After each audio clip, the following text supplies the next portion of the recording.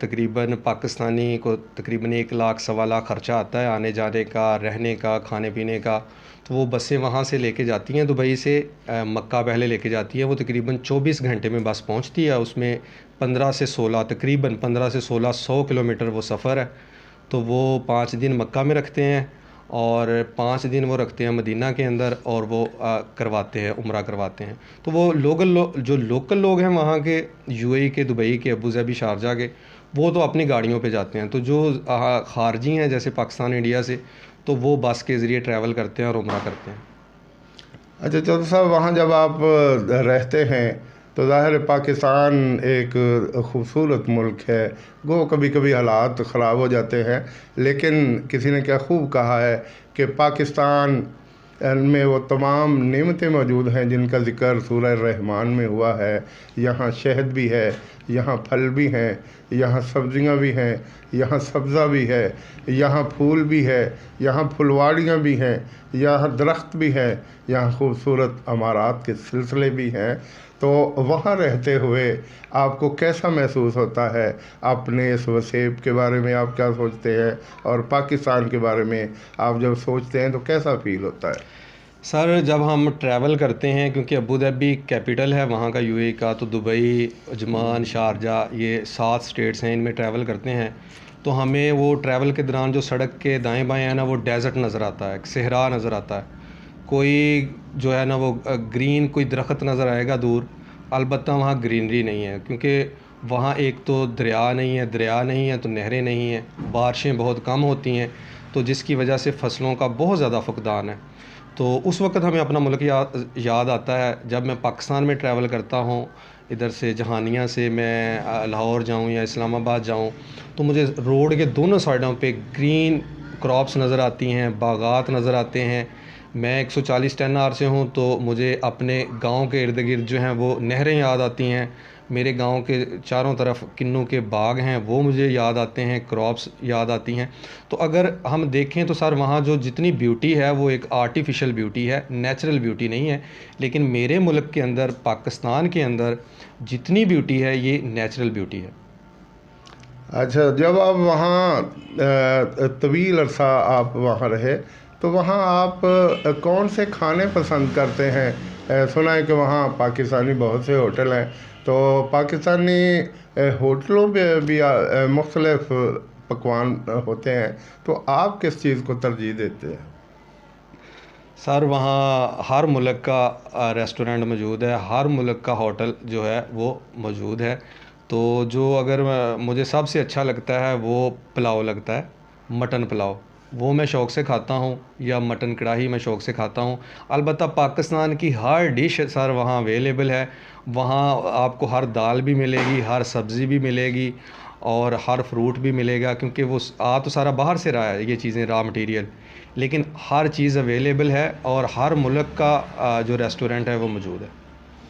अच्छा, जब आप 7 साल का अरसा आपने वहाँ गुजारा, तो अब मुस्तकबिल में आपके क्या इरादे हैं कि कितना अरसा मज़ीद आप वहाँ रहेंगे, और इसके बाद फिर पाकिस्तान आके कौन सा बिज़नेस आप स्टार्ट करना चाहेंगे? सर, मेरा तकरीबन 1 साल जॉब करने का इरादा है फ़िलहाल। मज़ीद आगे मैंने बिज़नेस स्टार्ट करना है, वो मैं ज़्यादा चांसेस हैं कि मैं दुबई के अंदर ही अपना बिज़नेस स्टार्ट करूँगा, और हो सकता है कि मैं पाकिस्तान के अंदर भी करूँ। लेकिन ट्राई मेरी है कि मैं दुबई या पाकिस्तान के अंदर अपना बिज़नेस स्टार्ट करूँगा 1 साल बाद।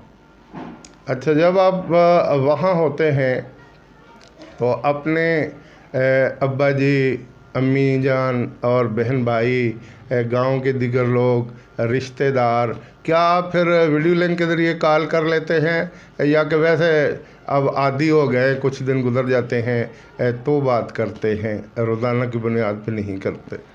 सर, परदेश के अंदर जब बंदा अकेला होता है तो उसे हर वो बंदा याद आता है जिससे वो मिलता भी नहीं पाकिस्तान में।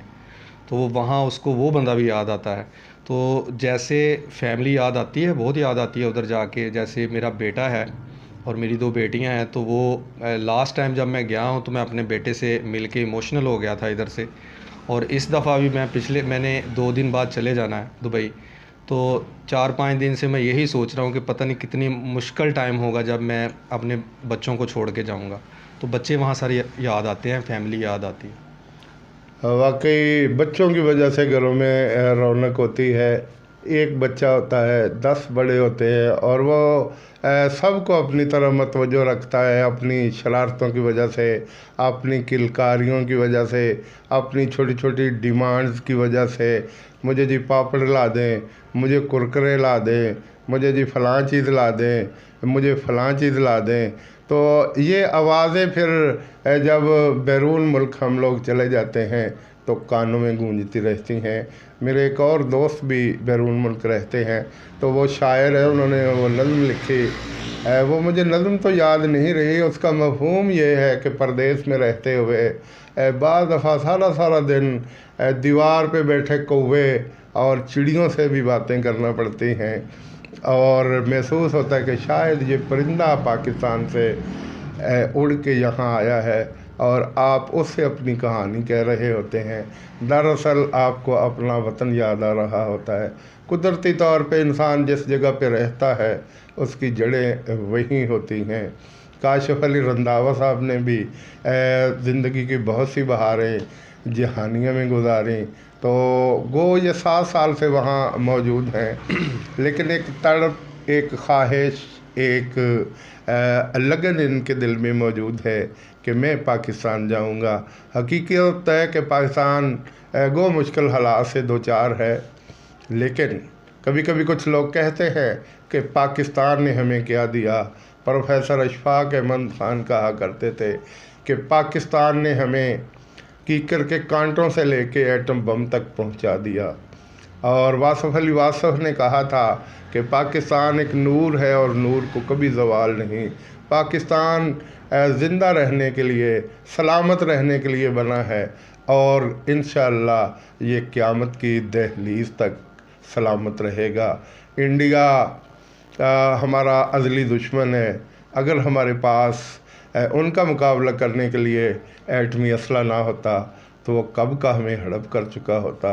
और आज अल्लाह के फजल से पाकिस्तान के शहीन और हतम मिज़ाइल, इंडिया का आखिरी सूबा आसाम यहाँ से 2700 किलोमीटर दूर है, और हमारे 2500 किलोमीटर दूर है, और हमारे जो शहीन और गौरी मिज़ाइल हैं ये 2700 किलोमीटर तक मार कर सकते हैं। यही वजह है कि इंडिया हमसे ख़ाइफ है। पाकिस्तानी लोग इसीलिए मुश्किल हालात के बावजूद भी हौसले में हैं, क्योंकि आलम इस्लाम का हर फर्द पाकिस्तान के लिए दुआ गो है। मुझे अच्छी तरह याद है कि एक पाकिस्तानी कहता है, 1967 की बात है, कि एक आदमी ख़िलाफ़े काबा को पकड़ के रो रहा था, या अल्लाह पाकिस्तान की हिफाजत फरमा, या अल्लाह पाकिस्तान की हिफाजत फरमा।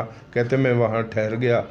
जब वो उठा, झुका हुआ था, जब वो खड़ा हुआ तो मैंने पूछा कि कहाँ से हो। कहने लगा मैं मलेशिया से हूँ और पाकिस्तान हमारी आस और उम्मीद है। उस वक्त तो पाकिस्तान एटम बम भी अभी इन्होंने नहीं बनाया था। आज गो हम मुश्किल हालात से दो चार हैं, लेकिन अल्लाह के फजल से फिर भी पाकिस्तान एक कुछ न कुछ अहमियत रखता है। और इसीलिए किसी ने कहा था, जिसको फबती है क़यादत आलम इस्लाम की, आलम इस्लाम में वो अर्ज़ पाकिस्तान है, इसकी बुनियादों में है लाखों शहीदों का लहू, हर लहू की बूंद का इस्लाम पर ईमान है। तो मैं शुक्रगुज़ार हूँ बरादरम काशिफ रंधावा साहब का कि वो आज अपने कीमती वक्त से कुछ लम्हे निकाल के मेरे यहाँ तशरीफ़ लाए, और आज का दिन का बेशतर हिस्सा हम इकट्ठे यहाँ बैठे गपशप करते रहे, और ये इंटरव्यू भी इसी सिलसिले की कड़ी है। मेरी दिली दुआ है कि परसों जब ये वापस जा रहे हूँ तो अल्लाह ताला इनको खैरियत के साथ वापस ले जाए। ये अपने बच्चों के से बिछड़ने की बात करके गुलगीर हो रहे थे, इनकी आवाज़ भर्रा रही थी। वाकई ऐसा होता है, औलाद चीज़ ही ऐसी है कि बंदा पिघल जाता है उनको देखते हुए। बंदे के हौसले बाद दफ़ा ज़बत के बंधन टूट जाते हैं औलाद को देखते हुए, और इनके बच्चे भी हैं। कुछ दिन पहले मैं भी एक वीडियो देख रहा था इनका बेटा छोटा सा है 2 साल का ईसा, तो वो माशाल्लाह मोटरसाइकिल स्टार्ट करने की कोशिश कर रहा था। तो ज़ाहिर है ऐसे हंसते फिरते फूल, कहते हैं बच्चे धरती के फूल हुआ करते हैं, और इनके आंगन में भी इनके अपने बच्चे हैं, इनके भाइयों के बच्चे हैं, और एक फुलवाड़ी या गुलदस्ते का ये जो मंज़र है ये इन्हें हमेशा 140 टन में रखता है और रखता रहेगा। मैं इन्हीं अल्फाज के साथ अपनी गुजारिशात को समेट रहा हूँ।